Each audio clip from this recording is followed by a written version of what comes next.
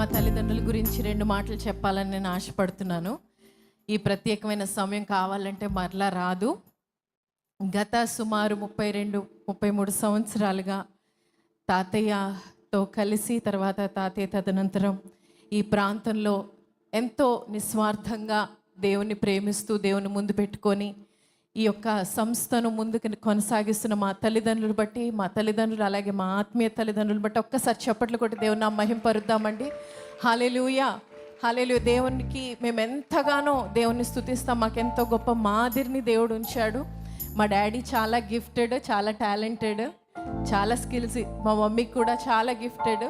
వాళ్ళ gifts, talents అన్నీ ఎన్నున్నా సరే ఈ ప్రాంతంలో ఈ ప్రజలకు తాతయ్యకి ఇచ్చిన మాటను బట్టి వారు లోబడి ఉండి, the obedience is better than sacrifice అన్నట్టు ఎంతో శ్రేష్టమైన ఆ విధేయతను వారు చూపించి ఇక్కడ సేవను కొనసాగిస్తూ ఉన్నారు.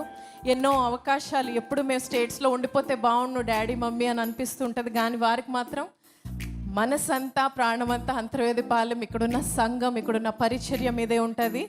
ఇక్కడ వారిని ఎంతో ప్రోత్సహిస్తూ ఆదరిస్తూ ప్రేమిస్తున్న సంఘమునకు కుటుంబంగా మేము ఎంతగానో రుణపడి ఉంటాము. మీ ప్రేమను బట్టి మేమేమైతే అయ్యున్నామో అది అయ్యున్నాము. మీ ప్రార్థనలు బట్టి మీ అందరికీ మా హృదయపూర్వక వందనాలు. ఇంకను వారి ఆరోగ్యం గురించి దీర్ఘాయుషు దేవుడిచ్చి, ఇంకను నూతనమైన అభిషేకాన్ని ఇచ్చి బలముగా దేవుడు వారిని వాడుకునిలాగిన దయచేసి మీ అందరూ కూడా వారి గురించి ప్రార్థించవలసిందిగా మనవి చేస్తున్నాము.